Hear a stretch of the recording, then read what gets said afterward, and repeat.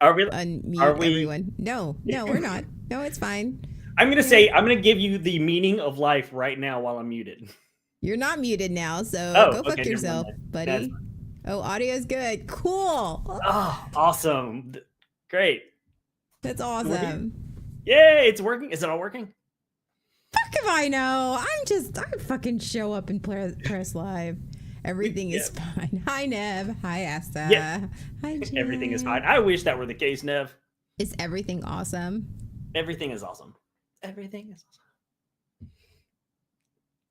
Can you hear that phrase without singing that phrase? I don't know. No.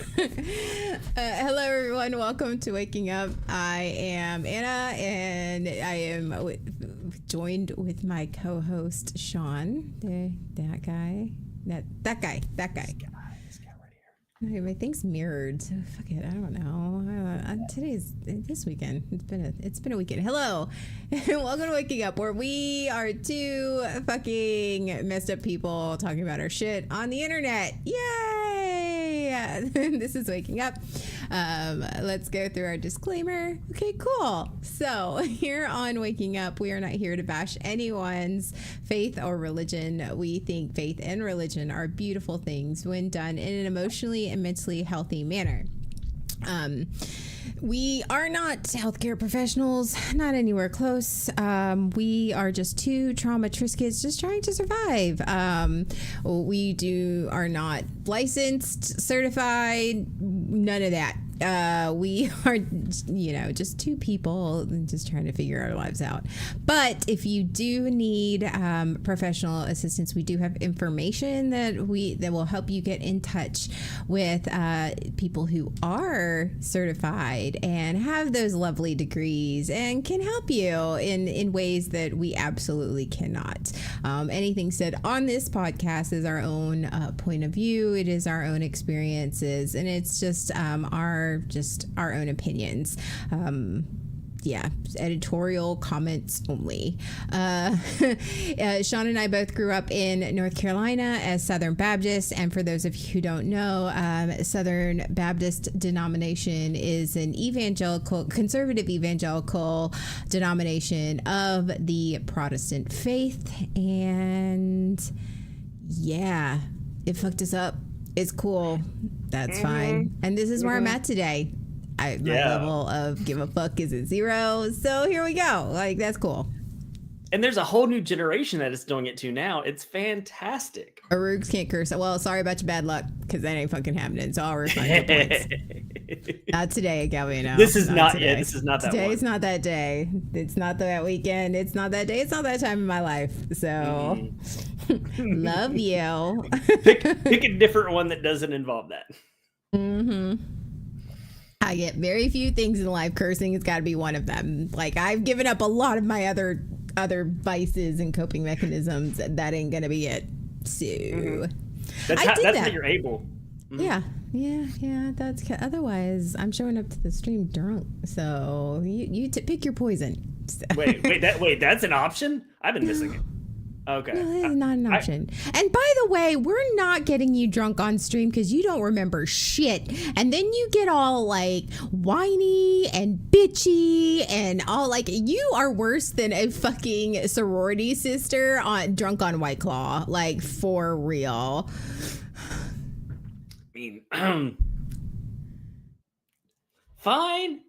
I just want. And my favorite part is you black out. You're a functioning blackout drunk, so you don't remember anything and swear that didn't happen, even though there's fucking video evidence of like, no, that never happened. Like, he will adamantly argue with you about it, and then we will show him the evidence, and he'll be like, well, I don't remember that. Obviously, you don't remember that. I remember thinking, I'll remember this in the morning. I'm sure I'll remember this. How could I not remember this? Sorry. Again, I love you guys. The not cursing thing is not going to happen today. I will refund your points, but I love you guys. But I'm going to have to set that boundary today. If you only guys knew what I've been going through this past week, that is not happening. So I love you. I will do my best, but it's not happening. So give her the cursing. Yeah, That's just gonna happen. that's all I got. That's all I literally. That's all I have this week, and that's pretty much the only way I can describe my week. But sexy hotline operator voice. Oh, it is your birthday. Yes, it was. Happy birthday to you. Happy birthday to you. Happy birthday, Calvino. I love you. I just came on live, so I didn't know. Oh, okay. Gotcha. Okay, no problem. Fine. I'll promise to redeem your points. I'm like, but no, for real. It's the only way I am not currently laying in bed is antidepressants and caffeine. That's where I'm at this week. So give me cursing. The fact that I am not drunk off my ass right now, or sometimes, like, I am using all the tools in my toolkit this week. That's all I got. That's all I got. Yeah. Trying to picking the healthy mechanisms versus the unhealthy mechanisms, or the least of the unhealthy. I'm telling you, this is no fucking fun. Not fun. Like, I'm gonna tell you, and like, I realized that my destructive coping mechanisms, they were destructive for a reason, but at least they were fun. In the short term, they were a lot of fun. At least they are fun. At least they make you feel good for just a little bit. I'm not dealing with my shit when I'm using those unhealthy coping mechanisms, but at least they're fucking fun. Oh, yay, barbecue. Nice barbecuing. Yes, fantastic. Calvino barbecues. He really barbecues. Yeah, he's great. But for real, happy birthday to our favorite orange Jesus. So, what are we talking about this week, Sean? Now that I have blathered on over and over again, it's fine. Today's topic. Today's topic's a fun one. Apparently, there are things that happened in our life that we thought were totally normal that were not normal. What? I know, crazy, right? What? We didn't grow up normal. Lies and deceit. That is lies. Yeah.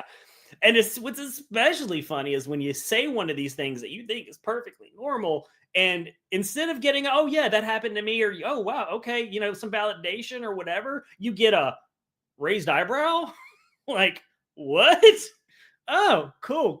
Okay, that's good. I fucking hate that. I fucking hate that when they're just like, you're like, wait, y'all didn't. Oh, okay. What's especially fun is when you say those things, and when you're saying those things to a therapist, and they're like, "I'm sorry, what?" Yeah, good times. So that's what we're talking about today. Wait, that's not normal? No, it's not. It's not. Things that we did, things that happened to us, we experienced growing up. For some of us, maybe later in life, it still happened. Like, or things that happened to us we experienced because of the church. That's where some of it comes from family, some of it comes from the church, some of it comes from you can't really split the two of them apart when you grow up the way we did. So, yeah, that's what we're getting into today. Oh, are we? Yeah. Is that what we're getting into? That is what we're getting into. Y'all didn't do that? Wait, what? I'm sorry, we are. I'm totally out of it, for real. Yeah? Yeah. So yeah, you're actually gonna have to lead the stream, Sean. Okay. I know, God, you're just waiting for me to. You're like, oh, you're just holding on, waiting for me to. No, waiting for you to say something. No, that's cool. That's fine. Oh, all right. So I will. I guess I will. I'll talk about one of the things that occurred to me. That again, I thought was perfectly normal. I thought everybody did this. I thought all families. This is what all families did. My family prayed over every meal. Do you know mine didn't? That was the one thing we didn't do very often. Yeah, as Christians, we never. Yeah, that was not a thing. And you could always tell when my parents went to a revival or something, because then we'd pray occasionally, and then it would just follow along the way, like any other good Christian. Wow. We would do it but we never did it every meal. So y'all's are more performative. Yeah. Oh yeah. Really interesting. Oh yeah. Interesting. Okay. Yeah. All right. Absolutely. Mine prayed every meal, even fast food. It didn't matter what the meal was. If there was food involved, there was a prayer first, even in public, especially in Public. public. It's In public. public. Yes. Oh yeah, you blessed that food. Yeah. And did and it was I never always understood that. what? I never understood the whole blessing the food. Yeah. Yeah, blessing the food, blessing the hands that prepared it. There was always a rhyme. There was always some sort of prayer song that went with it. Little poem resuscitation. Like what? Oh God. Um I love how you don't even know. Like, No, it's been so long because I actually did that. I prayed over my food for a while, even into adulthood, and then I eventually just stopped. But even up until several years ago, I still prayed over food, and I felt bad if I didn't. Lord, bless his hands and pray the food. Use it to strengthen and nourishment of our bodies and to us to your service. In Jesus' name I pray, amen. That was it. That was the one that was the one I learned because my dad used to say it. That wasn't the sing song one. Yeah. You prayed around company. Yep. Only at family gatherings did we pray over food. Yeah, see, mine prayed all the time. Thought it was normal. Thought everybody did that. Well, technically, more people pray than not. I mean, that's not nearly as weird. Yeah. You just, because anytime you walk, like, I know for a fact, like, anytime you walked into like a family that prayed over the meals, it's like, oh, you're that family. Mm-hmm. You're that family. So yeah, it's not that was as abnormal as it was as like, oh, you're that family. Yeah. When you have that person that visits and stays for dinner, and they have their food and they go to eat, and then they realize, wait, you're that. Oh, okay. Whoops. Put the food down. The one that was for me was never being allowed to close doors or lock doors. Mm-hmm. And that's still, I know I've talked about that before, is like, I didn't know that wasn't normal. Like, unless you were changing or something. Like, my kids keep their doors closed all the time. Like Chloe, I'll make her, like, there are times where I'll have to set a rule that she has to leave the door open, especially if, like, I'm asking her to do, like, clean her room, and I know she closes the door and she's there for hours because she's not cleaning. So, I mean, I will make her, and I've threatened to take the door off her hinges, off the hinges, because she uses that. But I don't use it as a, don't keep your door closed because you shouldn't be doing anything. Like, that's their space. Like, because I never had that. I still to this day don't close my bedroom door 9 times out of 10. Stay with me. If I'm closing my door, guests are usually over, or I'm watching TV, or like my kids are home and I'm like, okay, I'm showering and I need stuff in my room, and so I'll close my door, like, because but as soon as I'm done, I'll open it again. Yep. There's always a specific reason to close the door. Otherwise, it's my doors are open. I had the same thing. No closed doors if it locked. Oh, forget locking the door. Oh, no, you never lock the door. That's when the door gets taken off the hinges. Yes. Mm-hmm. Yeah. Yes. Well, I had antique doors because mine was an old, like, 1920s farmhouse I grew up, and everything was like, mahogany, but it was an old, because my great grandfather built the house. Like, I grew up on a homestead. So everything was, nothing was quiet. Like, the hinges were, it's like, you could tell. Right? And it was like the old key locks. Uh-huh. Yeah. There was no locking the doors. No. None. Yeah. I also had the push button switches. The ones with the buttons. I didn't have like flip switches. I didn't have flip switches until my dad bought his first house when I was a freshman in high school. Oh my God. I didn't have central AC. I didn't have central AC until central AC or heating until my dad bought his house. Yeah. Oh yeah. I think I grew up with heating, just not AC. Heavy ass doors is what you're saying. Yep. Yeah. There was no slamming doors. And even if you close them too hard. If it was heavy, if you close it too heavy, you then had to apologize. So they knew that was not past, that you weren't doing that. Like, oh, sorry, my bad. I didn't mean to do that. So you don't like, I bet you're like that with me is like, I don't. And somebody's like, why do you close the door like that? Like how you close doors. Yeah. Like you don't just shut the door behind you. You turn around and you hold the doorknob and close the door. And you hold the doorknob and you close the door and then you release the doorknob. So that you don't get yelled at. Yes. There is one door that I grew up slamming. And Jay's probably like, yeah, I know what he's talking about. Car doors. Yeah. But the only reason is because the cars I grew up with had heavy car doors. Like my first car. Nerdy Will. Closed doors like that. Yeah. No, Nerdy Will, that is not normal. Actually, how you close doors, whether it be car doors, doors in a house, office, like regular doors, cabinets, how you close cabinets. Sorry. So no, Sean's a cabinet slammer. We've had a whole conversation. I think we've had a whole conversation during podcast. Like there's times where he won't even close the cabinets, or if he does, he'll catch it so that it leaves a gap. I'll push it where it's almost closed, but not completely. Oh yes, yeah. You will have to then practice properly closing the door. Yeah. Oh man, cabinet doors. Yeah. Cabinet doors you couldn't slam. You can't slam cabinet door either. Hold on. Oh my, oh yes. Absolutely, the microwave. How many of us don't let the microwave go off? We stop it at 1 second. Oh, that's not normal. Like for real. Like I don't do that either. Nope. 1 second, poof!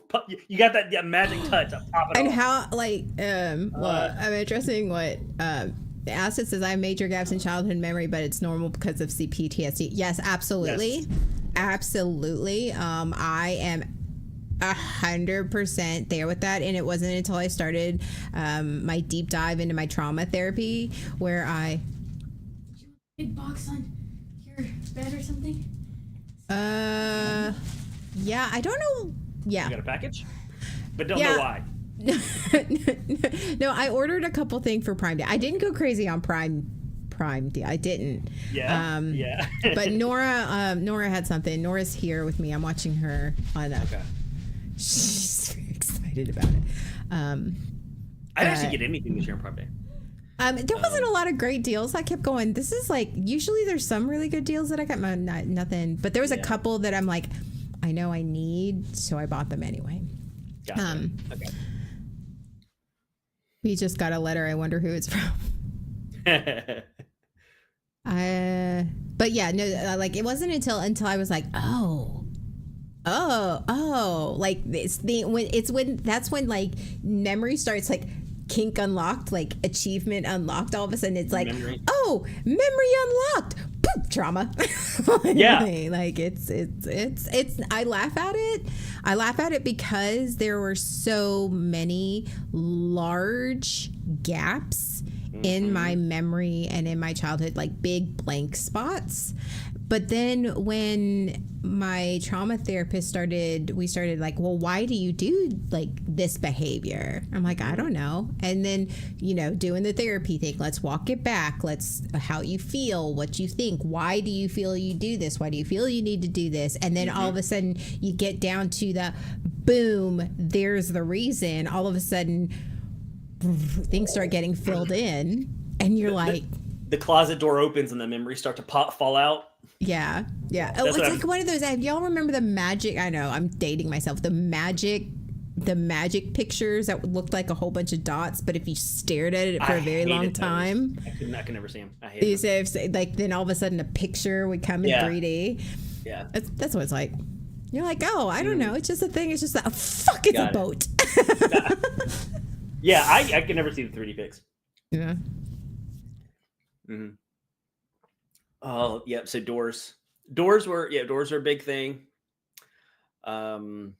Have you ever been asked if you heard one voice by a therapist? I've been, and it's been making me really doubt myself if I imagine or if actually, like, what do you mean by that? Because I don't hear one voice. And what I mean by that is, again, for me, my personal experience, what I hear myself in my voice telling myself, especially in a trauma response, like, for example, just an easy one I'm just pulling out, like, I am the problem. I'm the problem. I'm the problem. I hear that in my voice, but as I start it's like one of those voice layovers. Like, all of a sudden, once you start unpacking it and start doing your healing and all of a sudden the voice changes and you hear actually where you heard that from. And then the second is, I have multiple people in my head. Welcome to being neurodivergent and being traumatized. And the more trauma you have, the more voices you have. That's a part that my former therapist talked about with IFS was he would often ask, whose voice do you hear? Yeah. And that, because that helps you narrow down where it came from. Where did that idea, that concept, that belief come from? But Asta, when you say I've been, and it makes me really doubt myself if I imagine or if it was real. No, it's absolutely real. The different voices in your head are absolutely real. Now, just what I had to come to terms with is that they're all you. You know, there are some voices that got put in there by other people. Like I said, like all of a sudden you start, like for me, there's a lot of things I hear that are my mom's voice and my mom's phrasing, but they're all you.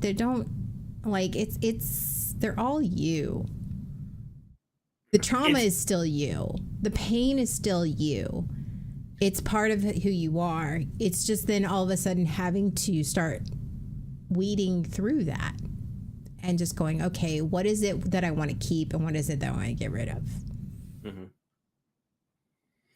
They wanted me to get evaluated for DID. Oh, yeah. And for those with severe trauma, that's a thing. Because you have split yourself into different types. You have now I don't know if you have DID, and I'm not a, but for me, I thought for a long time, I thought I had DID, just because of my BPD and because you become these different people, your brain becomes these different people and the modes switch.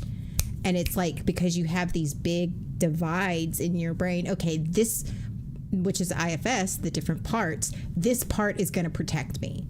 This part is keeping me safe. This part is the part that's kind and loving. And it's almost like you have different personalities. But DID is different in that you have no recollection. Like when you go, like your brain literally turns into a different person. Whereas that's a part of it with the IFS, your parts. And that's where you have to start healing the parts and they start becoming a family. It's a whole thing. Trust me, I know exactly. You're not crazy. I hate using that word, but I just, because I used to tell myself, you are not crazy. You are traumatized. And that was something that I had to keep consistently telling myself. You are not crazy. You are traumatized. And that is okay. That is actually very normal with this. The more trauma you have, the more your brain and your person have to survive. And that's, your brain's going to do things to survive. Yeah. You're not crazy. You are traumatized. Absolutely. Yep. Okay.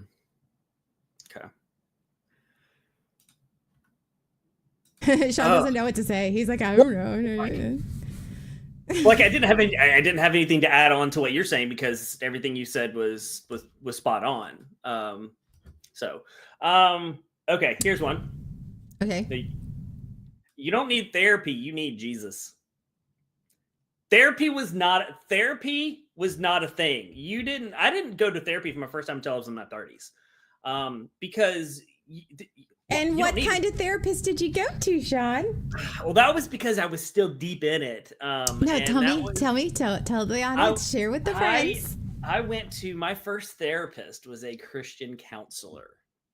Now, I don't mean a therapist or counselor that was a Christian. I mean a designated Christian counselor. And I was already like not on board with everything. I was already kind of in that I didn't believe a lot of stuff. I'd been out of church for a while. But yes, I went to a Christian counselor. That was when I was there. That's when I started going through the separation of all that, or the yeah, Christian counselor. The problem with the Christian the thing I learned with Christian counselor is everything started with God. Everything was focused on God and your relationship and all. Yeah, nah, I didn't. I went as far as I could go with him, and then I moved on. Again, I am not okay, I'm going to reiterate, we're not here to bash anybody's faith or religion and how they seek that comfort and counseling. And if they're going to a Christian therapist and that's how, and their faith is strong, bless them. You know that, but it's sometimes like if the problem is the religion, like especially with ours. Now, again, not all churches, pastors, Christian therapists, there are some who are fucking amazing. There are some fucking churches who are welcoming and loving and they do things healthy ways, and I am here and supportive of that. They are all about that. There's some that aren't. And it's just like going, if your trauma is based in religion and how the church, and then going to a religious counselor is like, no. Yeah, because they're one of the first things they're trying to do is well, are you going to a church? Like, and when your Christian counselor invites you to their church, no, that's okay. But yeah, you're right. When so much of the trauma is centered around that, because that was what I was going through having a lot of problems in the marriage. That was after the affair. That was when we hit the. Okay, did you feel like you could be honest with them? No, I could not. And see, that's the other thing. Is like when you have something and you're having real life things that you're ashamed of, sexual dysfunction, or like they're unfaithful or whatever. Yes. I feel like for me, because I've gone to a Christian counselor before, and it was one of those. I felt like I felt worse. Leaving, and not the worse I just healed something and I'm feeling raw. No, like worse on I feel more shame and guilt and like confused than I did walking in, and it got worse every single time. I'm like, I can't do this shit. I can't. Yeah, and that's part of what, like, he was so focused on like reconciliation and trying to figure out how to get me back in church and get me reconciled, that I don't feel like he was really listening. Like, this is not working. One is, I'm not really interested in reconciling either the church or the marriage. Right. And so I felt like I was going nowhere. It after a while, it began to feel very much like talk therapy, but even then it wasn't productive talk therapy, because like you said, I couldn't really express everything that I was thinking. I'm not even sure how he'd handle it if I did. So yeah, my gosh. One of them. Oh, okay. There's one, because we have a list of things that like. Okay.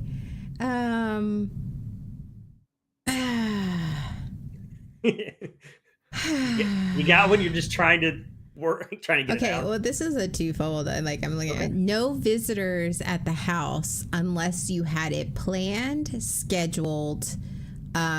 You've asked permission of everybody, or you didn't just show up at somebody's house. And I think that this stems from you always waiting to be invited, and if you weren't invited, you didn't go, because that was like, yeah, just come over anytime. Like the whole concept of like you know, because you see it's like, oh yeah, my son's, my second son or whatever, it's my son's best friend, and they just come over and eat my food, and they just come over and they just show up even when my son isn't here, and that's okay. Like that place of comfort and safety, I don't know what that is.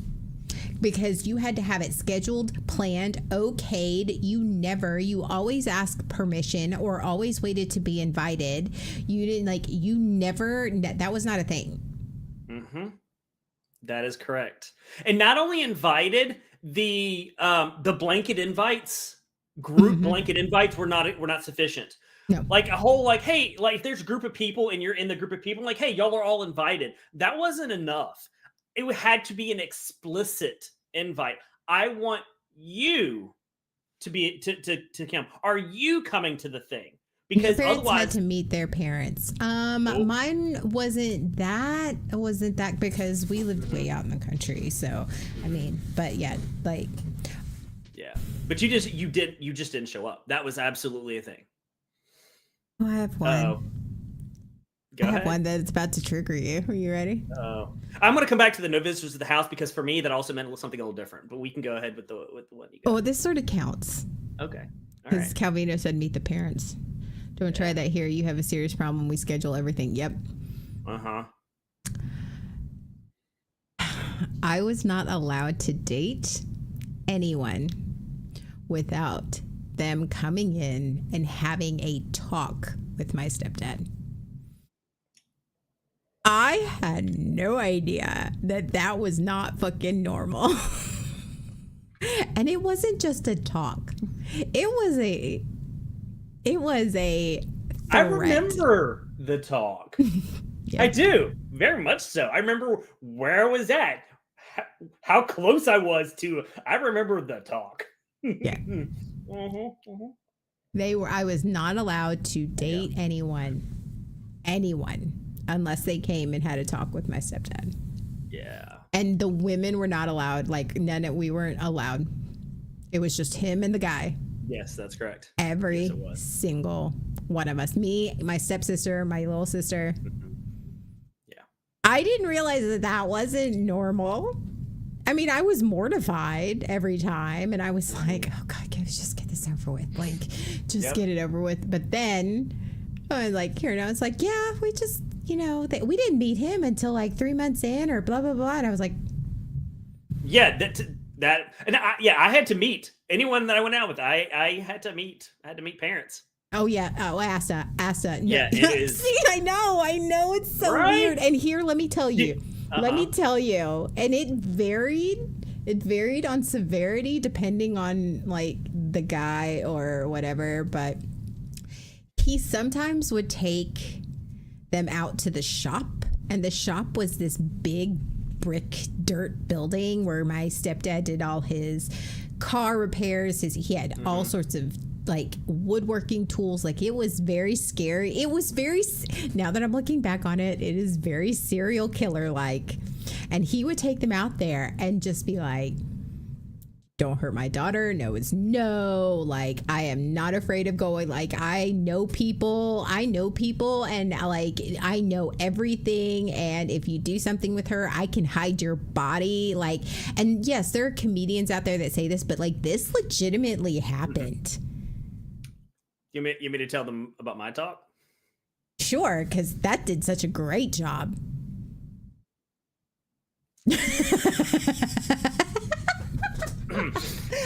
Sorry. My talk. Maybe you should just, while you're explaining this, just think about this while you say it. Okay, maybe not. No, Okay, alright, now go ahead. No, go. my talk was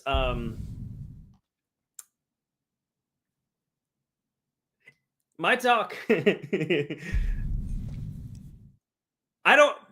He said, "I don't always agree with what my daughter does.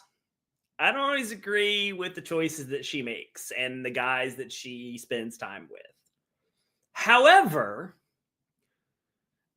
I do know, however, it is her choice. So no means no.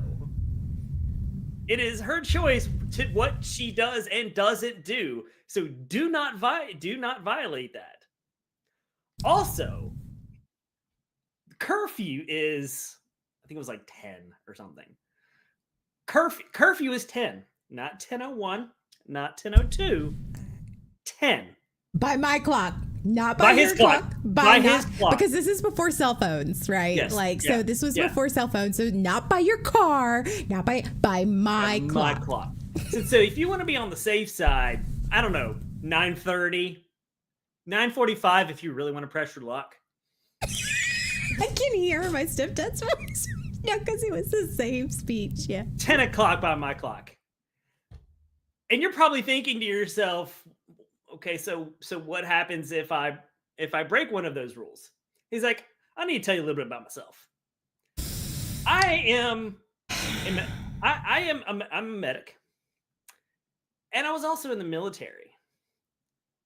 What that should tell you is I know how to cut off your balls and sew them back on so nobody knows. Do we have an understanding?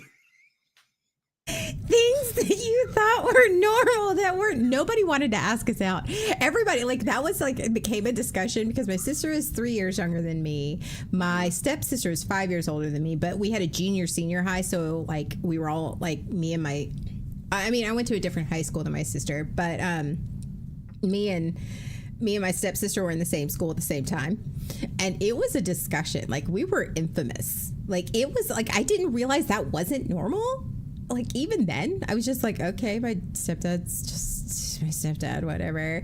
But yeah, he was like do you really want to ask those girls out? Because if you do, you better know that you better like them. And respect them. Yes. Respect their consent. Yes. He was very adamant about that. Yeah. So yeah. that was the most explicit straight conversation that I had with a parent. So yeah. And here's the funny thing is, like, we weren't allowed to car date, which is, go out on dates or go over to until we were 15. Now, did I have boyfriends before then? Absolutely. But I never let them know. And I went over to my best friend's house. I did the whole thing where I went over to my best friend's house. Yeah. I mean, my parents knew about that, but like, yeah, I wasn't allowed to go out until I was 15. My daughter at like 12, my kids at like 12 and 11, they have boyfriends and they go out with them, like their parents. Like, I'm like, oh, and you were not allowed to be in the bedroom. Oh, yeah. Oh, yeah. Ever. Yes, ever. Never. Ever. In mine, you couldn't even be in the house at the same time without someone there. And even if there was someone there, you couldn't both be in a bedroom. Yep. And if you were on the couch, there had to be space. Oh, I push that all the time. I didn't give a shit. No, whatever. But yeah, there was none of that. And like my kids now, like Nora just went and saw her boyfriend. I may have like met like her boyfriend, like met him like twice. I mean, C Riggs has met him a couple more times than me, but like, we let them go in the bedroom. Like, I tell them, though, if you go in the bedroom, keep the door open. I at least do that. Like, that's one of my rules. But that is only because it's one of those, it's not that I don't trust you. It's that I am not going to leave space open for that. You know? But she went over to his house and they were talking about how they were hanging out in his bedroom. I'm like, yeah. Like, whatever. I trust my kid. Trust my kid. Are they going to do stupid kid things? Yeah. I think one of the differences, you also have a relationship with your kids that is not the relationship that we had with our parents. Oh, yeah. No, I actually was talking about that with Nora. I was like, so do you kiss him? She's like, no. Oh, I mean, she's like, yeah. I was like, well, is it a long kiss? She goes, ew, no. And here's what she said. She goes, no, they're short kisses because long kisses lead to shit, and I don't want to do that. I was like, Wow. Oh, very good, very good. See, that's the difference. You raising your kids right. You're raising your kids in a very different way. I never, if something happened or if I wanted to do something, I could never have that conversation with my parents. Like for my parents, it was you don't touch, you don't hold hands, you don't do this, like flat out nothing. So if I had a desire or it did happen, I wasn't safe to communicate that mhm. because I knew what would happen. I would get grounded and or and worse. So that was never an option. I trust my kids. I think that's the difference Yeah. between I feel like my kids. There are some things I'm like I can't speak for them, but it's one of those stupid kids things. Make them learn from their mistakes. Yeah, I trust my. That's something like and that's something that I didn't realize wasn't normal. In that there are parents who trusted their kids, Mm-hmm. like that trusted them. Mm-hmm. And it was like, oh, because I grew up not being trusted. Nothing I did. I was also the black sheep. Everything was my fault and my problem. Like, yeah. Mm-hmm. Yeah. Yeah. So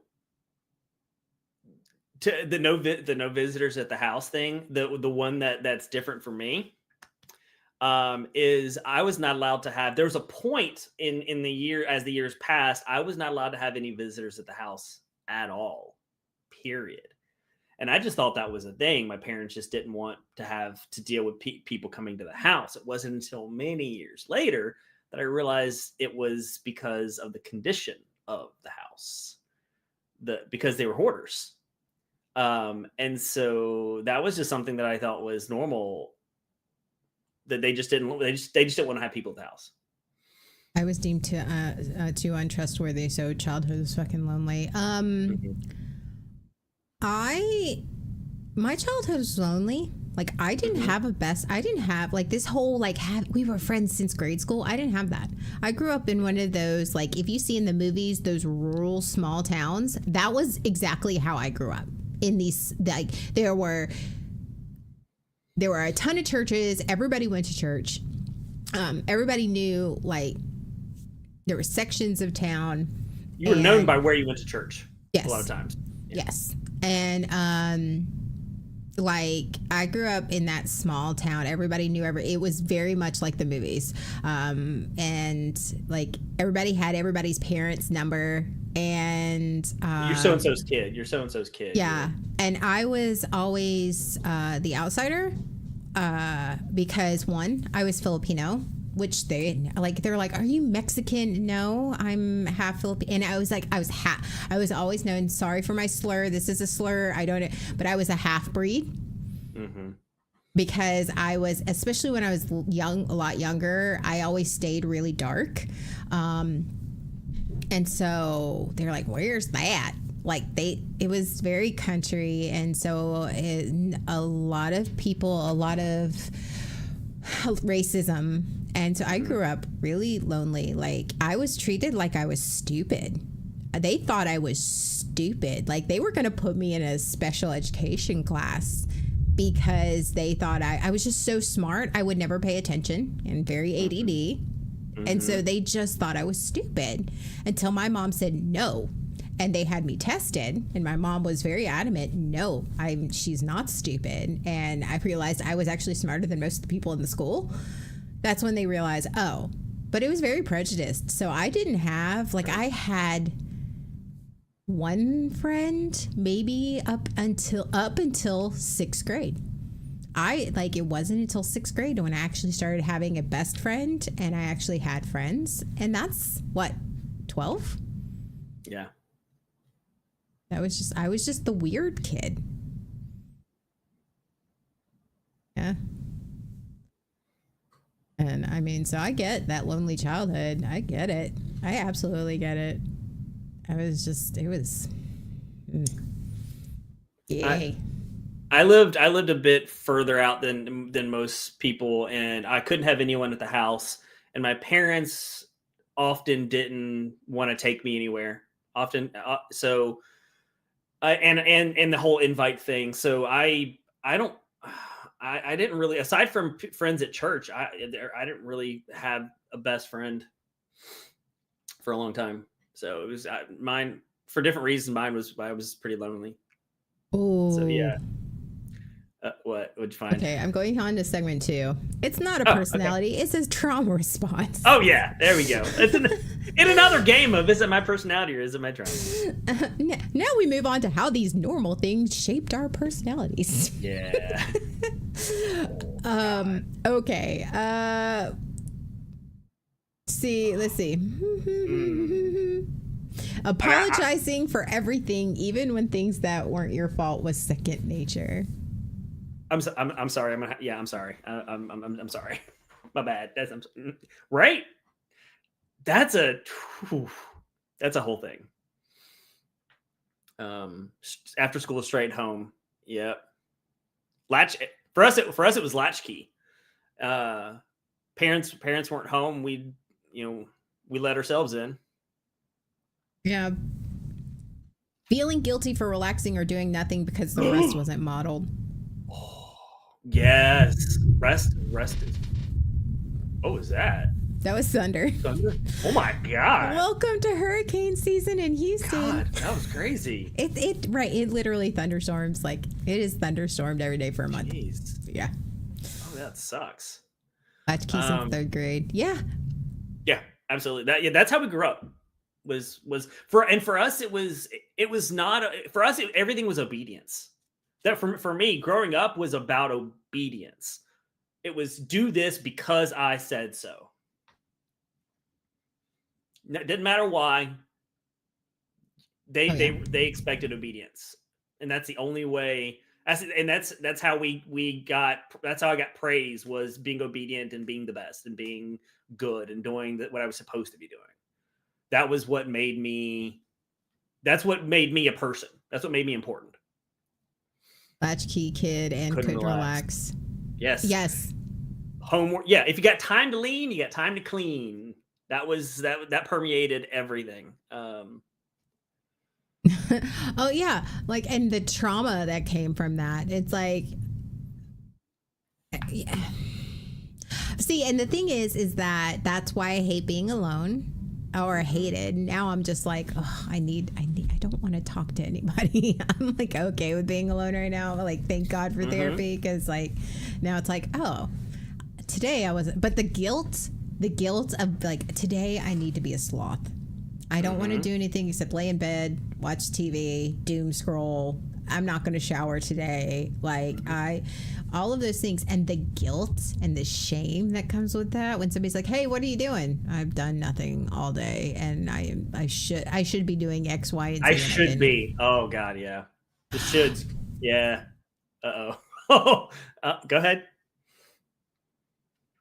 The amount of cleaning and the type of cleaning you did when your parents came to visit, especially my mother. I would spend 2 days deep cleaning everything and in a fucking panic, even as an adult.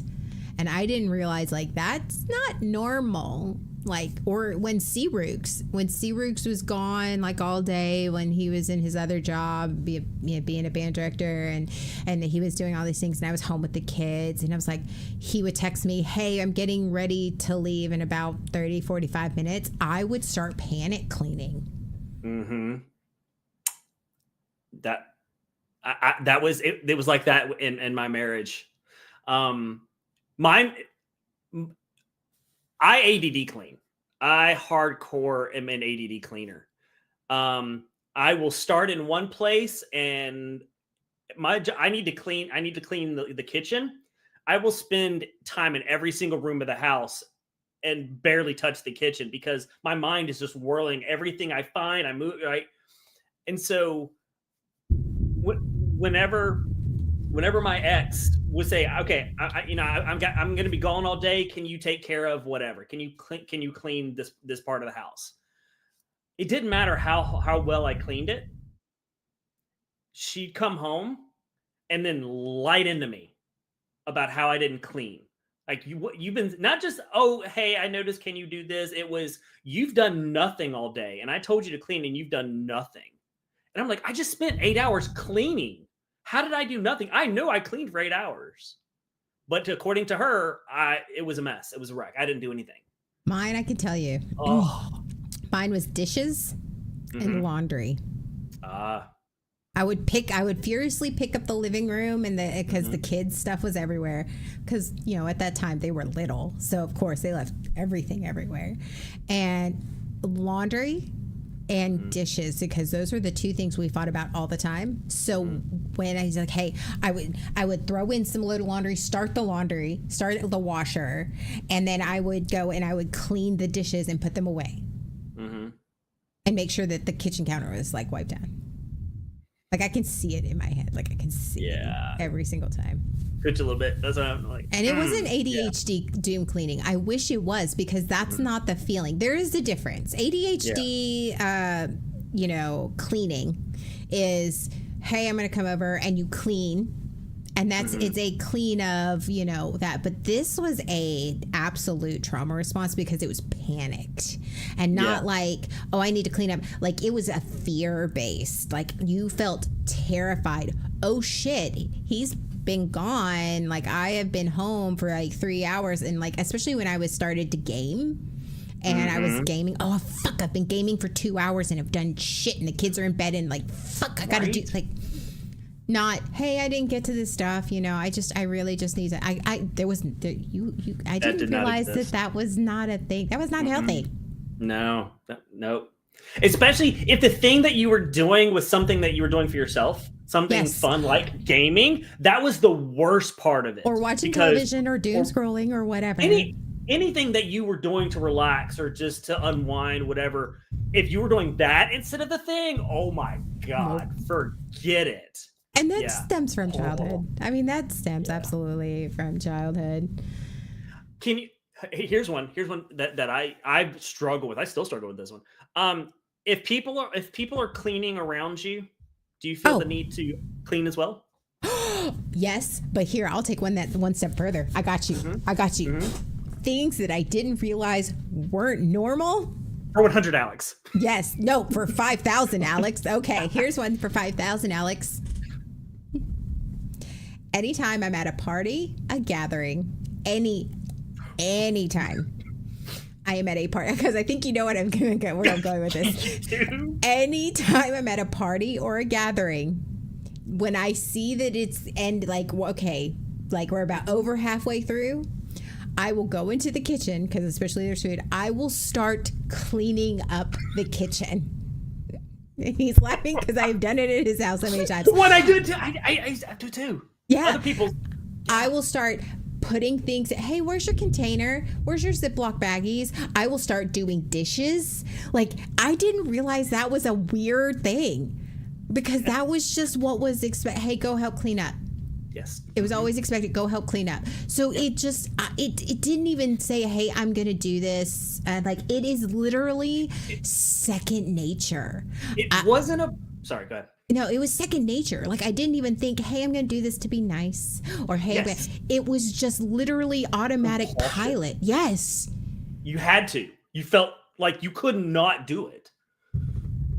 Yeah. I have seen it. This is facts. Yes. Like, I will go in and I will start cleaning, and then like nobody will know I won't say anything. It's not that I will make anybody feel guilty. I won't make it performative. It just literally, something in my brain goes, okay, I will start picking up people's dishes. I will start cleaning up for them, wiping things down, straightening things up. Like I become semi-background. I become servitude. I become background, like hostess, like maid. You know how they hire the maid to do all that's what I become. And like, I remember the first time I did it with like my court, we called it the COVID family, because there was a group of 3 families that we knew were safe, and we had the same, so we just basically stayed around each other. And like, I remember I went over to their house one time, and they're notorious for having a bunch of food and stuff, and like, whatever. I will start cleaning up, and the wife comes in one time. She goes, "Oh my God, what are you doing? You don't have to do that. What are you doing?" And I was like, "It's fine. like, I didn't even, it's fine. It's like, Yeah. I thought others, she's just like, you don't have to do that. It's okay. I know, but I want to. It's all good. Yeah, that's. Putting things, not even just cleaning the dish, putting things in the dishwasher. Mm-hmm. Cleaning. Everybody would have their casserole dishes ready to go. Mm-hmm. You start portioning stuff out. Yeah, yes, I would. Like, where's your Tupperware? And if you got to know them well enough, you knew where it was. You didn't even have to You ask. just went ahead and You did it. just Yeah. would do it. It's like, oh, hey, yeah, I portioned this out in case somebody wants to take it home. Yeah, it's a thing. It's totally a thing.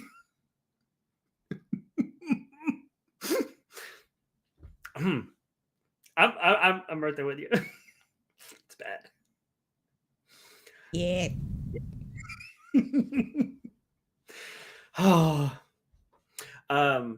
I can't be around people cleaning or being busy. People that are being productive or busy. I can't be around people without feeling guilty for not doing it for not being productive as well. Whether it's cleaning, cooking, whatever, I can't. It really gives me anxiety to do that. Yeah. So I'm always got to be productive. But great. Yeah. Fantastic. So good. So good. Oh. What?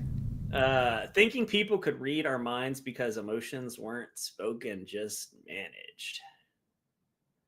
Yeah, growing up in a very passive aggressive home, it was not dealing with emotions in a healthy way. It was expecting people to act in a certain way, or expecting people to know what I'm thinking, to pick up on the signs, pick up on the body language, as opposed to just expressing stuff. Yeah, but I'm finding that is more normal and common than now that people have started to open up about their mental health. That is way more common than we thought it was. I think it's also very common in the South. Oh, yes. Yeah. Yes. Yeah. Very much regional, very Southern, like, yeah. I hate cleaning because I still have nightmares being, that is the whole reason. I mean, nobody likes doing like laundry or dishes or bathrooms, but I was literally punished. Like, I can remember very distinctly, like, the chores that you absolutely hate doing. I mean, some just don't like it, but there are some that you will absolutely avoid it until you can't anymore. And that a lot has to do with what you were forced to do or criticized for doing. Oh yeah, because sometimes that's a lot. It's like you try to do an activity, but it was never exactly the way that the person wanted you to do it. And so then the idea of doing it on my own created anxiety, because I'm just waiting for that voice. I'm waiting for that person to start saying, you're doing it wrong. You're doing it. Why would you do it that way? That's stupid. I just realized my trash cans are outside because I cleaned them yesterday in my backyard, and the lids are open. And they're getting a second cleaning. It's raining like a son of a bitch. So yeah, awesome. Being yelled at for not taking out the trash, even though they were told you were asked to do so. Mm-hmm. Yeah, it's one of those. We were expected to be anticipated, and we were deemed irresponsible. Mm-hmm. And any kid's gonna do that, though. Any person is gonna do that. I think that's the thing. Is that, yes, if it's repetitive, then. But I mean, nobody wants to do adult shit. Nobody wants to do chores. Nobody wants to clean. That's not their thing. I mean, some people do it as their trauma response, and God bless them. I mean, like, I did not get that. I did not get that coping mechanism, unless it's. I mean, I sort of did, but that's a whole nother podcast. That's different, yeah. Yeah. Yeah. Let's see. Relearning normal and making it weird on purpose. So here's this is the healing but chaotic segment. We're not just throwing away the old rule book, we're writing a new one with glitter pens and emotional snacks. It's the part where we talk about learning what actually feels good, true, and grounded, and maybe also a little weird. Normal now includes boundaries, consent, joy, and rest, but it also includes spontaneous dancing in the kitchen, deep conversation with friends, and maybe some petty revenge through glitter bombs. The point, your new normal can be safe and strange in the right ways.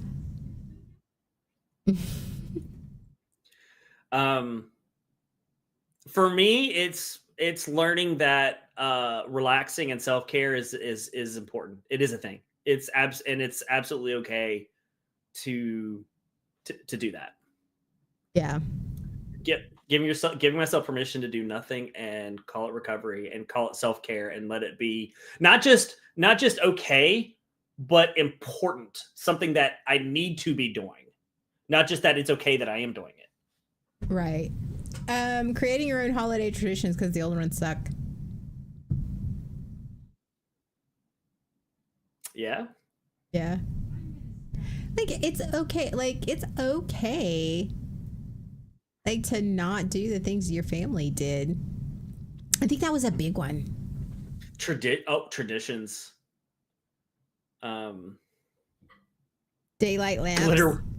Listen, bitch, just because I took a 2-hour nap yesterday, fuck yeah. I don't need you coming for those impromptu naps. Well, that's because you're old. You know what? Sean's at the age where he sits down and I fall asleep. Yeah. I don't have a lazy boy. I have a couch. So I do the death lean. I start upright and I slowly start to do this, and then I'm asleep. It's like fine. What did you realize was not normal? Like that's not normal now, but you don't give a shit.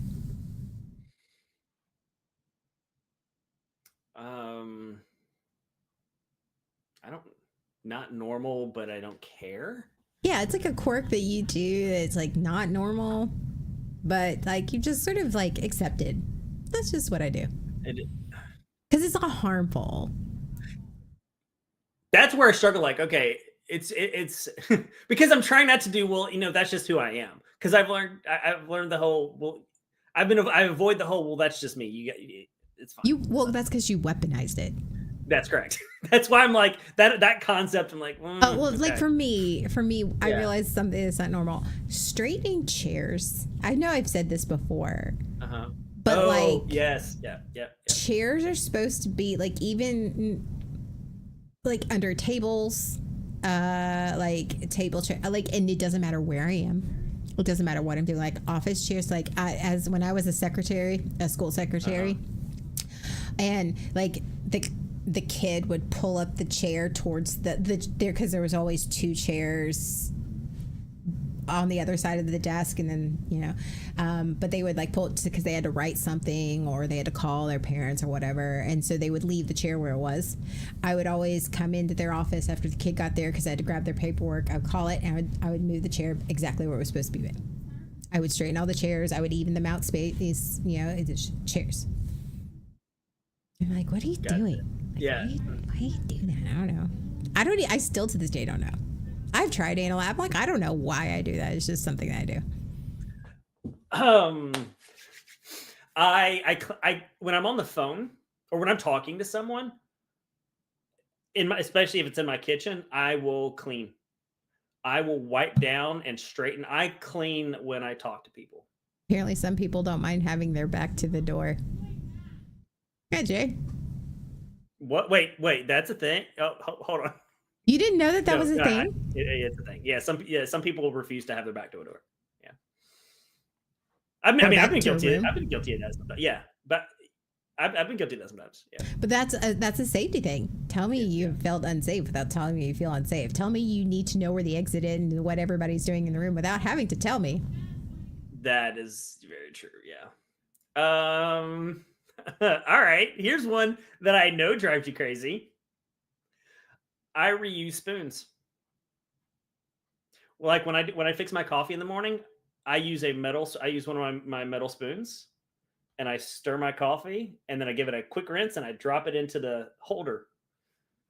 and I reuse it. I don't like use stirrers. I don't know. I'll set that spoon off to the side and I'll reuse it for a while, and then eventually it goes into the dishwasher. Chris does it too. I know.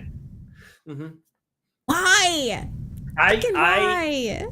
I reuse dishes a lot more than I should. I have an obsession with checking the doors if it's locked. Yes. Ooh. Yeah. Yes, I actually stopped doing that when I moved in here. Like, I used to be obsessive because it was my first time living alone by myself for a long time. But yeah. Oh, absolutely. I do it because there's a couple times when I didn't do it. When I didn't lock it, it doesn't latch secure enough, and that a really strong gust of wind will not. So I had a few times where I didn't check it, and I woke up in the morning and the door was open.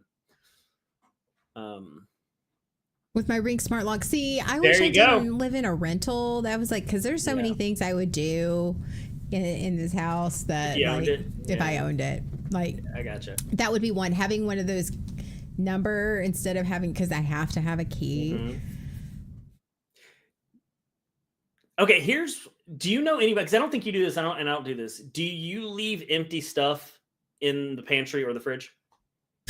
No, because my kids do it and it freaking drives me goddamn nuts. Right? Right? That's something that people do. No. Oh, absolutely not. In the trash. Right. And even sometimes I'm like, okay, I'll take it out. Oh, there's one or two left. I'll take it out and throw the box away. So Yes. Yeah, you get down to the last oatmeal cream pie, you just take it out and throw the box away, and you just leave it there. Yeah. Oh, no. I went, and it was like opening, because I was doing inventory, because I'm going to have my kids for 2 weeks straight. And I was like, okay, I haven't done it. I'm going to do it after we stop streaming. But it's like, I'm going to go through. It's like, okay. So I opened up. I have 3 fridges. So I have a mini fridge and I have 2 full-size fridges. It's a whole story, folks. That was a whole batshit. That was a disaster of like a 6 weeks there. That was about a year ago. Yeah. Oh, anyway, so I ended up with a mini fridge with a freezer and a full-size fridge. I have 2 full-size fridges, and both of them work just fine. So, but okay. So anyway, the mini fridge is in by my bar now, and it holds my adult beverages or mixers and stuff. And then there's the freezer part of it. It's like the kid overflow where we put ice cream or stuff like. So I put those little Crustables, the big box of Crustables, I went in there and I was like, okay, I need to clean up the fridge or see whatever. And so I opened up the fridge, a big fucking box, completely empty. And it had ice growing over it. I don't know how long it's been there. I have the cookie things I'll open and there's 1 cookie left. And I'm like, eat the big old tray of Oreos, 1 cookie. Because my kids are like, I didn't eat all of them. Like, just eat the damn last The semantics of it. Yeah. My youngest is very notorious for that. Don't eat all of the blueberries. She'll eat all of them except for the little wrinkled bad ones. I didn't eat them all. Oh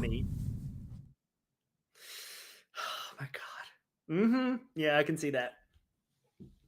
I track myself how many times I check the door a day. I really felt off about myself. It's your mind feeling safe. Yes. The safety thing. Mm-hmm. That's okay. That's absolutely no to somebody without trauma and normal normies. Do they do that very often? No, but it's a safety thing. Mm-hmm.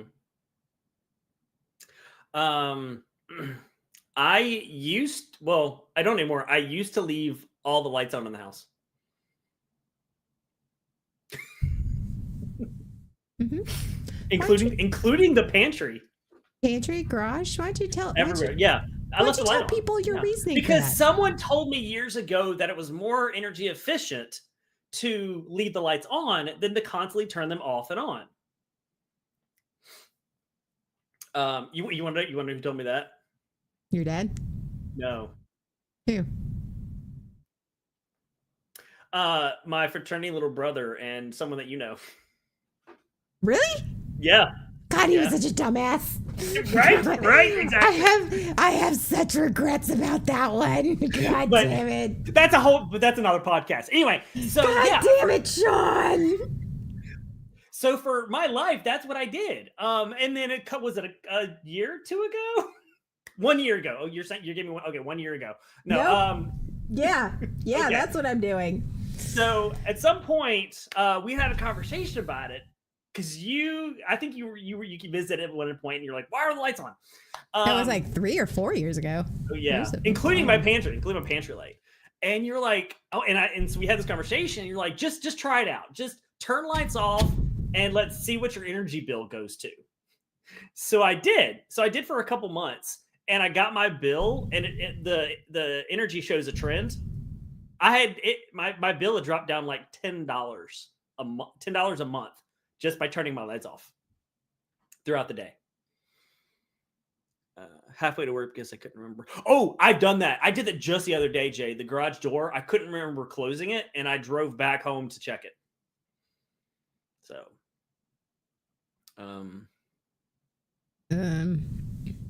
yeah, no, like Sean was very adamant that I was wrong.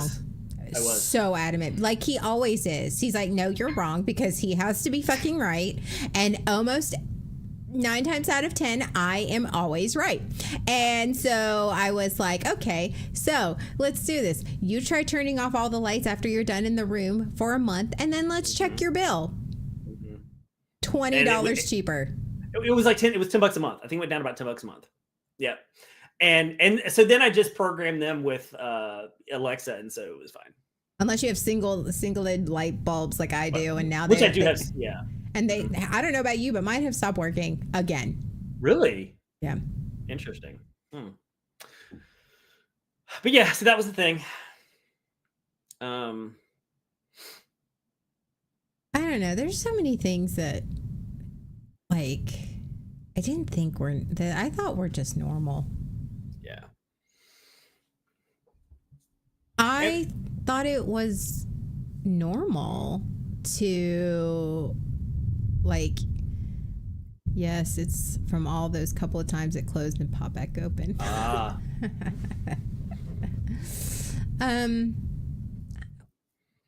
I don't know. Like, what did you think? What did you find that's like what is the weirdest thing somebody else thought was normal but wasn't normal?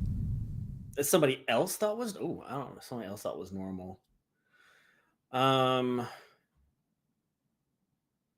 don't know. I'm trying to think I'm trying to think. Somebody else thought was normal. I'm sure I've had them. I just can't think of it. I just can't think of something.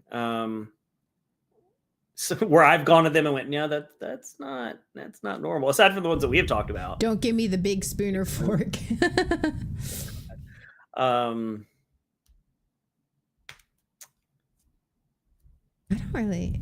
can't think. I know. I'm sure they have. I'm sure they have, but I can't recall any that somebody else thought was normal, and I was like, no, that's not.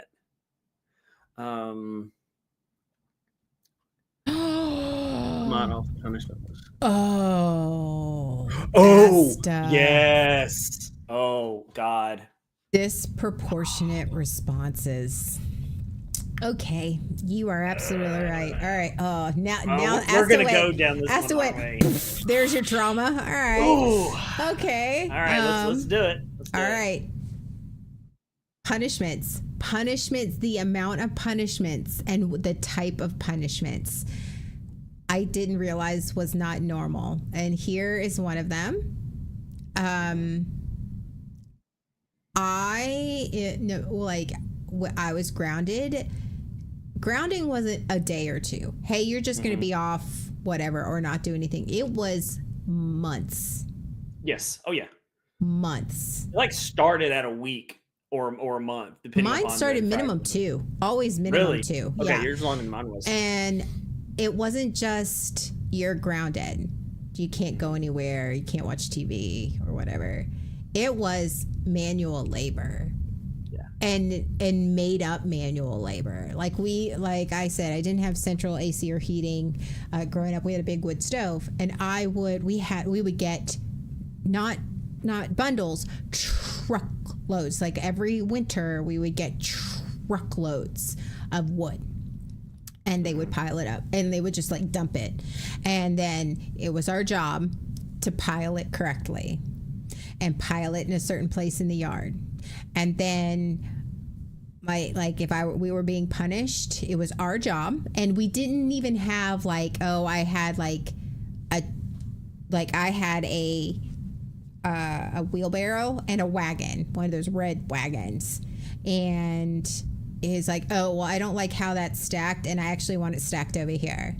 So we would have it would be days of me, and usually my sister never did this. This was usually a punishment set for me, of I would have to pile the wood in the wagon and the wheelbarrow, push it over to where they wanted to, and then stack it correctly. And it's like I get halfway, and if it wasn't stacked correctly, I would have to then restack it and then keep going. Wow. I didn't realize that was not a proportionate response. It was not. That was not at all. For me, our trash cans, we lived out in the woods, and so we took all of our trash to the dump. So we did it every couple of weeks.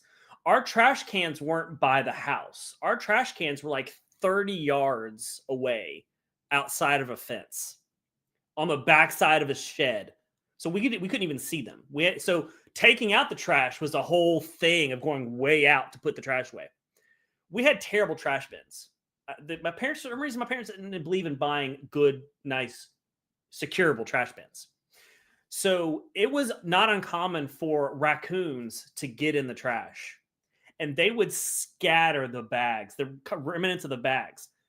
I had to go out there all the time and with my hands pick up all of the little bits of trash, all of it, and rebag it. And it was multiple bags. That happened a lot.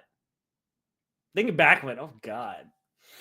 I didn't realize it was not my responsibility to pick up somebody else's slack, because we had a chore chart. And it was split up by kid. And my sister, and we had to mark it off every time we did it. And my sister would mark it off, but it wouldn't be done. But it was my responsibility to check over my sister. So if she didn't do her job, I was the one being punished. So then I would, because she didn't do her job correctly. I was the one that had to go back. Oh, wow.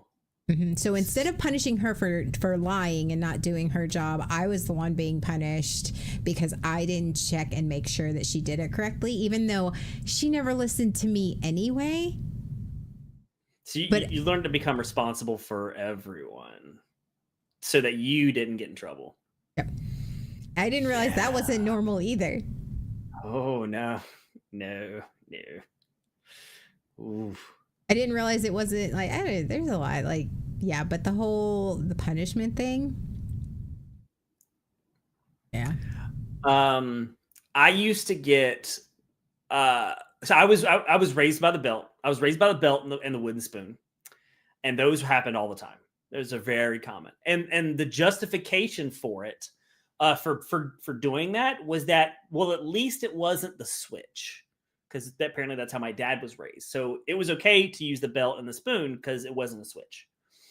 And I got that all the time. So, we had bunk beds. So I grew up with bunk beds. And so we were constantly, he would even say, all right, assume the position. So we'd stand up, hands up against the bunk beds, and he'd whip out the leather belt. Still, the sound of a leather belt clearing belt loops and then snapping it. I'm like, do you really that have gives to, a totally different response for me. But I never got punished with the belt. See, I got punished, yeah. And so it was clearing the belt loops. It was this, he'd do the snap thing too, where you push it together and snap it apart. Yeah, he did. Not see that different response. That's where I go. Thank you, Daddy. Should have known this is what we're gonna go You with. gotta bring up that. I mean, of course, as soon as the shit. I mean, yep, yes, please. That was my bad. Sorry. So that gave me a flashback. Yeah. Yeah. And that He gives, also- that gives a lot of people flashbacks. I did not get punished that way. I mean, like I said, they did the wooden spoon and they but that I never. I got hit with magazines. I got hit with a lot of things that didn't leave marks. Gotcha. My mom was, because my mom, this is back when those news magazines were very popular. And my mom had a subscription to like 5 or 6 of them every Tuesday. We get them every Tuesday. I'll never forget. Yeah, magazine subscriptions were huge. Then. Yeah, and then like she'd roll them up and just wail. Yeah. Oh yeah, I got. Yeah, you're right. I can see that. In public, my dad liked the Vulcan nerve pinch. Because it wasn't as noticeable, especially in church, where he would hit the nerve cluster right around the neck, and he put his arm around the family. Like comedians joke about this, but he put the arm around the family, and if we were cutting up in church, he would lock into that nerve right around here, and he would squeeze that as tight as could be. I'm like, was that really necessary? Or I don't know if he graduated. He also used the I don't know how he would hit me with a finger that felt like a hammer. Like he would reach around and he would like slam that finger into the back of my head. Like it felt like a hammer. Like this is in public in church, middle of church. Ow. The death grip on the arm. Oh yeah. Mm-hmm. That was my mom's favorite. It was the death grip on the back of the arm. Yeah. That probably left a mark though. Oh yeah. Oof. Yeah. But we didn't wear so it was fine. She grabbed it right here. Right. Yeah, where it would be covered, most likely be covered up. Gotcha. She knew where she was going. Public was the class ring head slap. Oh shit, Jay. That was kind of like what was with the finger. It was powerful. I don't. How do you? But get see, that much? boys got punished, like physically punished, way differently than girls. Mm-hmm. Like if you talk to a lot of the males, like boy families or whatever, they would get the head slap. They would often get the head slap, or like you said, and the girls would. It was often like the arm grab or or wrist. Did you get the wrist? Yes, and then I would get the pinch. I would get the pinch. Yes, my mom would do the pinch. Yeah. Yeah. Yeah. Oh yeah. Absolutely. In public, they just ignored me, and that hurts. Oh yeah, stonewalling. Ooh. Oh yeah, that's fuck. That's a massive one. That'll get you. And I think in a lot of ways, I think that's worse. That the psychological one is worse. Like the bruises heal, the physical stuff heal. It's the mental that. I don't know if they're worse. I think that they're different types of trauma. Well, I think the physical can also cause the mental. Oh yeah. But, so I don't think that one's worse than the other. Right. I think they hit different. Yeah. Because they're forcing you to punish yourself. Yeah. Mm. And there Good was times. no I think I don't do that with my kids, and I can't say I don't always do it. Like I think I'm sure I've done it, because I've needed time to calm down. But a lot of times, especially when my kids are like acting up in public, like I will pull them off to the side. We will have a conversation right now. Like I won't say you're in trouble and then stay silent and let them work themselves up. I will be like, okay, no, and we will have this conversation right now. I never got that. No, because it's fine. I was sent to my room so I could think about what I did. That was the punishment. Like there was no conversation to, hey, this is what happened. This is what's going on. This is how it affected. This is how I felt. This is how you felt. Like there was no conversation. It was go to your room and think about it. Okay. Here's something. And it's on our listener challenge too. So okay. 5 house rules that you followed that were your house rules, that were just rules you followed in your house. Okay. that you thought were normal, that just whatever the house rules are, and what were they? And like, did your friends think that they were normal, or do we think that they're normal, or did you just like it wasn't a thought for you? House rules. Um,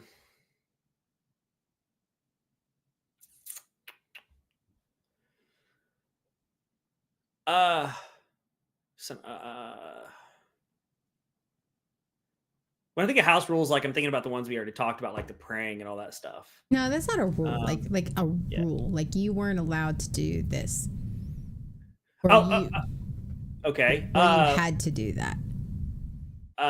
Music had to be Christian music or pre-approved, something like that. Yeah. Yeah, there was. Yeah, I wasn't allowed to listen to music unless it was pre-approved or it was Christian music. Movies the same way. Yeah, all media had to be pre-approved. I had to negotiate with my mom in order to buy the Creed CD. I know. Luckily, I didn't have that. That is not one that like I did not have that rule. Like I didn't. Yeah.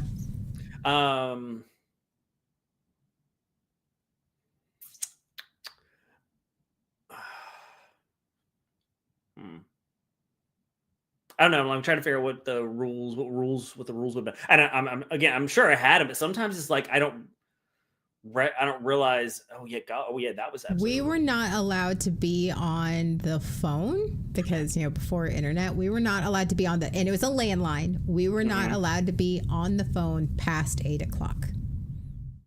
Yeah.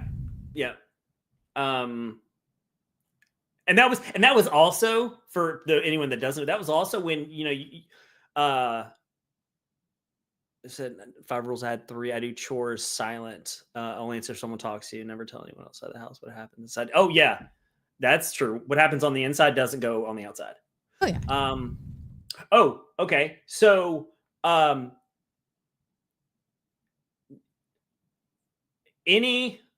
when I was being disciplined, when I was being verbally disciplined, when I was being taught, when I was being told what I did wrong, there was I was supposed to stay silent and not respond, because any response was don't back talk, stop back talking. Like I wonder why when I have conflict, I completely shut down. Because that's what I did. I learned I had to shut down, because if I said anything or the expressions on my face, I could get in trouble for those two. Yep. Yeah. So silent and just deal with it. Oh, homework had to be done as soon as I got home. Oh, yeah. Oh my God. Is that where that comes up? Yes. Yes. When somebody you can tell when somebody was punished for when somebody was angry, like when they were yelling at you. You can tell when somebody's punished because they shut down. Yep. And that's what it was. I was yelled at, fussed at, and I couldn't say a word. Not allowed to say a word. I had to learn how to disassociate. Like not even I turn my brain off in that, because that's when most of the time, because subtitles, I wouldn't backtalk, but I would get the snake eyes and I would get my face slapped.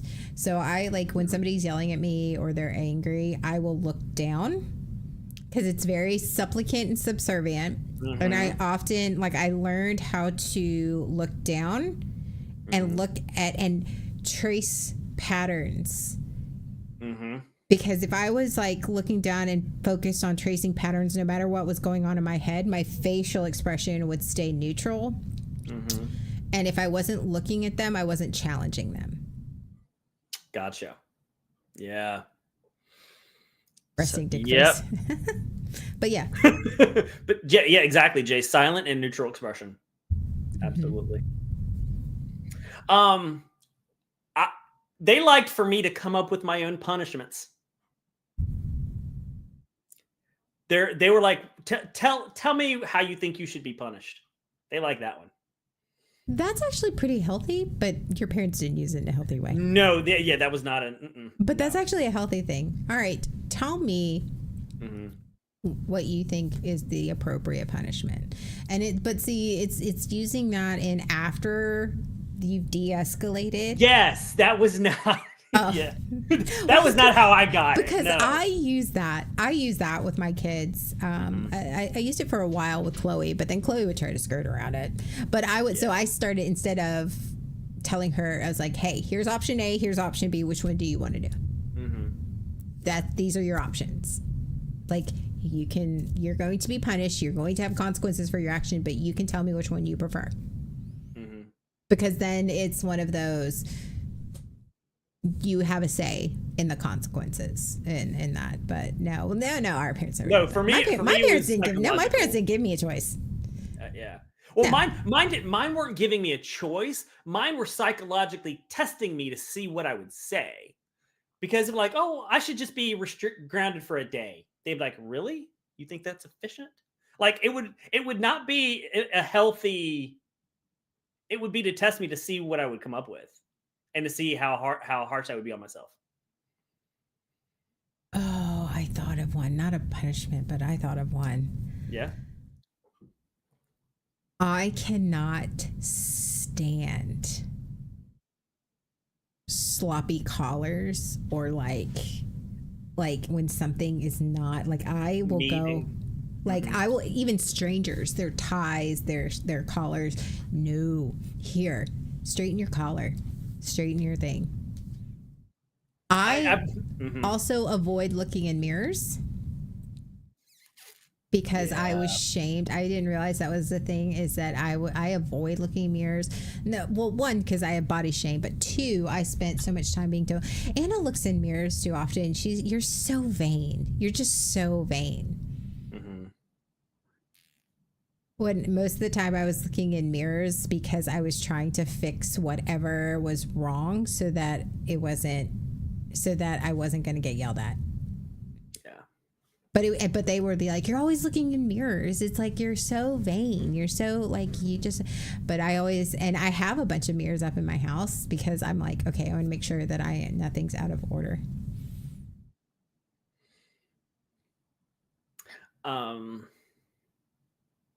You've seen the condition of my house. I used to get in trouble for not cleaning up my room. So you have nothing in your room. And you wonder why I live somewhat minimalistically. I hate mirrors. A lot of I found for myself, the reason I hated mirrors is a lot of times because I would look at myself in the mirror and not recognize myself, because it's one of those, like, I would like, oh, just, I didn't recognize that person. This person that they hated so much, then they're like, that's why I don't like to dress up, because I get shamed for wanting clothes that or popular clothes. Oh, yeah.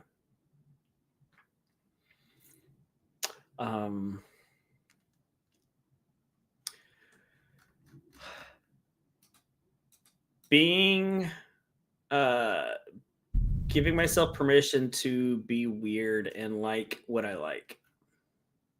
That's where the Legos came back from. Because I stopped playing with Legos because that's a toy. That's a kid. You know, adults don't play with Legos. So giving myself permission to like what I like. I can like whatever it is that I like. And that's okay. That's taken some time.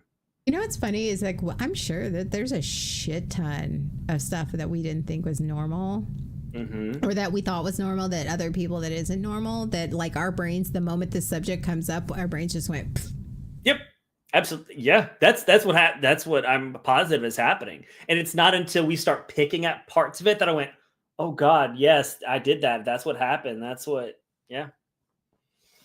Because we're like, nope, our brain's just going, nope, we're done. We're done with that.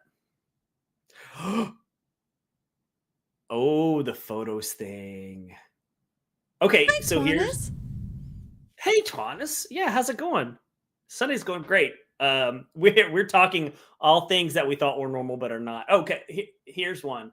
At holiday gatherings, family holiday gatherings, my family would do every possible photo combination of. You take all the people that are at the activity, and there's every possible combination of people they want a photo of, and it took like an hour.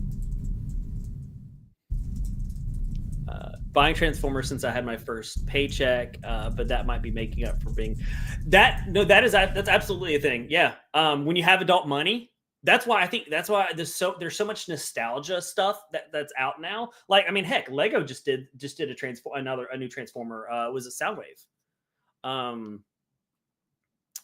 Because people like us were like, I've got adult money, and I either wasn't allowed to own this thing, or I wasn't able to because we didn't have the money for it. I got adult money. I'm going to get this thing. I'm going to buy this thing. I mean, that's with Legos. For me, with Legos, it was realizing that I can do it. Yes, posing. I am not a fan of posed photos, because that's whenever there's especially when there's multiple posed photos, that's where my nervous system goes back into that childhood trauma or childhood event of, I hated that spending an hour in and out of photos, constant posing photos. And on top of that, they all felt fake, because my family, like what my family was, the dynamics was contrary to what these pictures look like. And it was very stark to me. I skipped on Legos for a couple of years because I wasn't right for, that's exactly what I was dealing with. Legos, I'm an adult. Legos, only kids play with Legos. Twanis, exactly. Right. I'm going to buy whatever Legos I want to buy. Family gatherings, anytime I spent time with my family, setting up tables. Oh, yeah. Looking at some random object that didn't matter how old it was.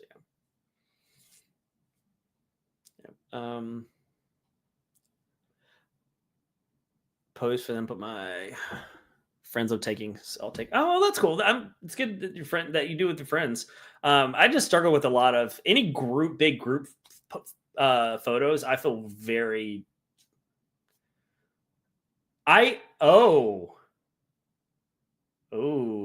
This one just hit me. I don't pose for group photos unless I'm told or asked to be in the photo. Hey, you've noticed that, haven't you? No? So if there's a bunch of people that are say, hey, let's do a group photo, I will often not join them until someone goes, like, tells me to be in the photo. Huh. Yeah, I thought you noticed that because you've done that several times. Like, you were like, "Are you coming over? Are you going to be in the photo? Are you like you?"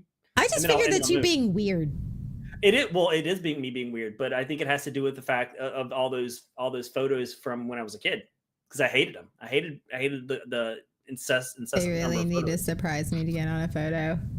Yeah, candid versus. Photos are weird. Photos are weird, and I think for those of us who are older in the older generations, because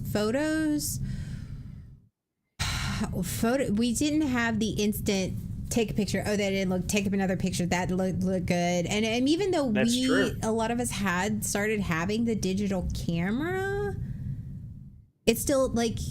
It was still because we didn't have the 2 terabyte or the whatever, the unlimited. So it was very much like it had to be posed. It had to be perfect. Like, you didn't want to mess that up because you were wasting money. And they had to take a bunch of them because they didn't know, because we had the 35 millimeter, click wine, and you didn't know what you got until you developed them. The doctor. Dressing up for Easter. The Easter clothes dirty. Yeah, the Easter clothes. Here's one that isn't like, I guess not trauma, but it's just a weird one for me that I didn't realize was normal. Pearls for a funeral. Really? Pearl necklaces, and not those type of pearls necklaces, you dirty minds, but like I wasn't going there until you said it. Now I'm like, all right. But it was just it's a southern quirk, but it was one of those you always wore black and a pearl necklace. And because I remember specifically for Seabriggs' sister's funeral, and we weren't married yet, but I didn't wear a black dress. I wore a black, like a new dress, but it had a black lace on it, so it was appropriate. It was not, but it wasn't fully black. And I didn't have, because it was just, it was so quick. We had to leave so quickly because it was such a sudden thing that I didn't have a lot of time to pack, and I just grabbed the thing, and I didn't bring, and I remember the whole time I was just like this. I felt so like bad about it. I was like, I don't want. Did anyone say anything, or that was simply you were internalizing that? Yeah. Because it's like, there's also like up north in Michigan where like they were drinking, they had a whole like celebrate life with the cooler of I was like, why are y'all drinking at a funeral? Right? Oh God, yeah. Mm-hmm. Or the death photos. I mean, yeah, you're right. It's still better than that. I don't know. There's so much. Mm-hmm. There's so much, like, I'm sure I am racking my brain, but I'm sure that like I have blanked on a lot of things because I think that they're normal. You don't realize they're not normal until something happens, and you like, yeah, I was doing so and so. Or and why are you doing that? Yeah, but up until that point, like to say, well, what would you? We don't know it wasn't normal until we've actually been confronted with it. Yeah, it's been brought to attention. Yeah. The one that stands out in my mind the most is when I was the situation that happened when I broke curfews over a weekend, a couple times over the weekend, and then that whole thing with my mom and my dad that I talked about, and I've told the story a bunch of times, where my dad came out and my mom, he was like, your mom can't even look at you right now, blah blah blah. And to me, I thought that was just a normal event. That was just something that happened. I broke the rules and they were mad at me until I told my therapist. And he goes, that's not normal. That's not healthy. That was emotional manipulation. Your parents are totally emotional. I'm like, wait, hold on. What? Seriously? Like, no idea that that's what was going on. And I held on to that as why I was afraid to disappoint my mother for so long, is because of that thing that I did when I was like 18. So yeah, we don't know. We just think it's completely normal. It's just something we did. Oh my God. Good times. Yeah. I was so used that they said that to me. Yeah. I'm at a loss. Like my brain went, nope. Yeah, there's a point where your brain's like, okay, we're not doing this anymore. You're the one that chose this topic too. I gave you 15 subjects, and this is the one you chose. I came up with 5. I gave you 5 options, and this is the one you picked. It's fine. You picked. It was a joint effort. It was a group. Was it? Thing. It was sort of, yeah. Uh-huh. All right, so let's wrap it up in some not so crazy, more of a positive way to look at it. Go ahead, Sean. He's looking over at the thing going, I don't know. Now that I say that, I don't know. I was hoping you would take that. Okay. Regardless of what it is, I think like regardless of what it is, shit, and everybody's different. And I think whatever the quirk is, whatever the thing is, some things are harmful. Some things are like, yeah, you need to some things you just realize that's just, if you don't want to do it. I think that's the thing, is it's just, some things are going to be like, that's not normal. Well, fuck. Yeah. Everybody's experience is different. And they're normal. What's normal anyway? And as long as, like, okay, if you decide, if it shaped your personality, like you have some quirks because that's how you grew up. That's how you grew up. It's your quirks. That doesn't make you weird.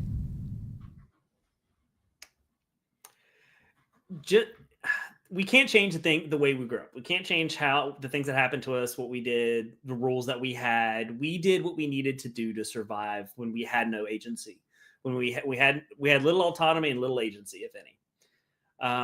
We did what we had to do to get through and survive, and that's part of what makes us who we are now. And as when I was discussing this with a therapist, and I was like, well, okay, so like this happened and I need to change that. And he's like, but do you? Like, does it really matter? Like, flipping a light on and off, or, how hard you close a cabinet door. Does that really, is that something you really need to work on? I think that's where we get in our healing sometimes, is that we get into the whole, it's a trauma response, so we have to change it. Yes. And I think that's what, it's not necessarily. Are there things that I have to change because they're a trauma response, or not necessarily change, but just change my relationship to that? Mm-hmm. Like you're turning light off or slamming the cabinets or what, is it really going to matter? Does it change anything in my life about now that I know the reason why?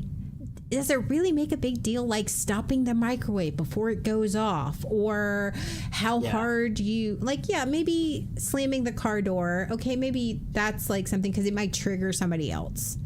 Yes. Okay. And okay. But some of these things, especially that we talked about today, those aren't things that necessarily are detrimental. Do they have hard detrimental foundations of why we start them, why we continue them, why we have adapted to those rules that were not normal, or are there a lot of things that we've gone into deeply that, we thought that was normal, like withdrawing from emotional love until you acted a certain way? That's manipulation and control. Okay, that is something you need to change. Your response to somebody withdrawing their love and support because you're not doing what they need to do, that, yes, you absolutely need to change. That is something you need to concentrate on.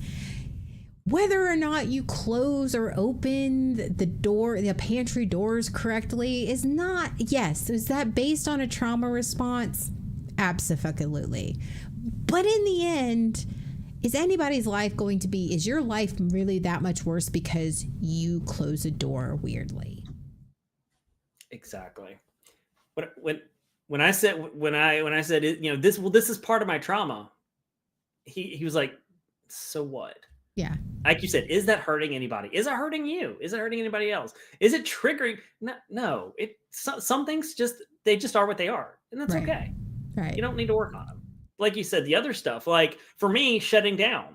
Me shutting down a conflict, that's something I need to work on. That has a trauma. That's a trauma response. But me cleaning up at a gathering. Yeah. Unless it bothers somebody and they're OCD or they're very particular about how things are, okay, then I'll stop that. But is that really hurting anyone? No. Doesn't mean that I'm like, I'm doing it because whatever. No, it's just literally, it's automatic and I don't think about it, but it's based out of trauma. But okay, it's not hurting anyone. Yeah. It's just a quirk. That's not normal, that I realized isn't normal, that I was like, it's just something I do. But that's not something that I need to change versus you shutting down during conflict. Yeah. Conflict. That's something different. Like that, I know I for sure get in the weeds on these. I have to change all these behaviors because all these behaviors are based in trauma. Mm-hmm. The reality is that is it my personality or is it my trauma? Yeah, it might be your trauma and your personality. It's some things just become a part of that, and that's what I do. Yeah.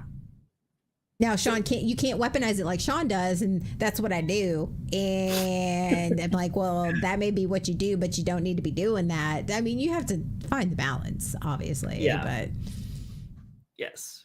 But a lot of stuff that we've talked about are just things that it's how we grew up, and they are what they are, and they're not things that we have to sit there and work on in our sessions, because they're just things that we do. They are part of our personality at this point, and they're just for us. So, we move on. I have we focus one. on okay. Making lists to make sure I don't forget anything when I pack. My mom used to make lists and hand it to us. I do not feel comfortable unless I've listed out in categories what I need to pack, how I need to pack. And it can't be one of those pre-printed lists. I have to write it out. You have to write it. Gotcha. All right. I mean, you facts. Yeah, facing items. I face items in my refrigerator all the time. But yeah. But he's worked in retail all his life, so he'll go to shelves. I did that with Starbucks because I worked for Starbucks so long, and I knew how everything was set up that I would clean, because that was like part of the job. If you could see that it was dirty, you clean the condiment bar. You clean it, yeah. And I will often clean the condiment bar of a Starbucks. Your retail is showing. I like that. That's why I'm gonna have to use that one. I think we've all done that at some point when we've been in a place that we've worked at before. It's just like, okay. Again, it is based in trauma. But it's not hurting anyone. And you know what? I've got bigger things to work on than fucking changing how I close doors or the fact that I clean something.